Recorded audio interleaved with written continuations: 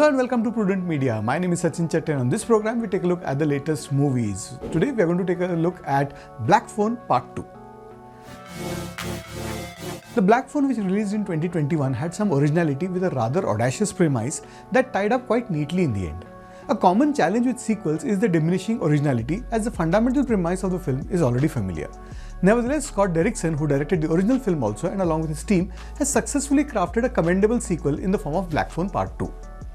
Instead of being solely plot-driven, this installment also focuses on generating a sense of cinematic thrill, although much of it appears derivative. After all, there are only so many possibilities within this genre and almost all of them have been explored.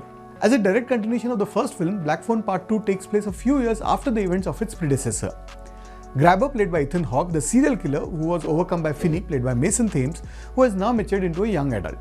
He possesses a quick temper and continues to be haunted by past experiences, particularly when he encounters any phone booth. Finney shares a deep connection with his sister Gwen, and the siblings remain central to the narrative in this film as well. Gwen experiences peculiar dreams and even sleepwalks. Three young children with distorted faces frequently appear in her dreams, along with a mother who encourages her to attend a religious youth camp by a lake where she previously worked in her own youth. Much of the film's action unfolds at this abandoned camp where snow falls heavily, and this setting contributes significantly to the film's atmosphere. Additionally, some sequences are filmed in 8mm film, providing a grainy aesthetic that enhances the effectiveness of the eerie scenes. Derrickson skillfully intertwines dreams and reality in several scenes. At times, the specters of the past manifest in the present. There are moments that evoke a Nolan-esque sensation in this horror thriller as timelines and characters shift unpredictably throughout the narrative. Ethan Hawke returns to his role as Grabber the serial killer. Due to the mask and prosthetics worn by the character, this role could have been portrayed by anyone and did not necessarily require Hawke's talents.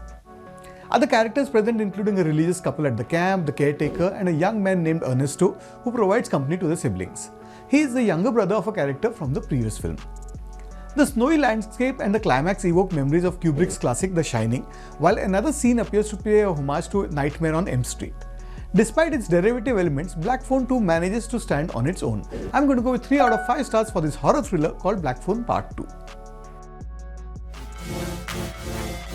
Well, that's what I thought of the Black Phone sequel. Do let us know what you think, and I'll be back with you next week with more movie reviews. Till then, it's goodbye from me.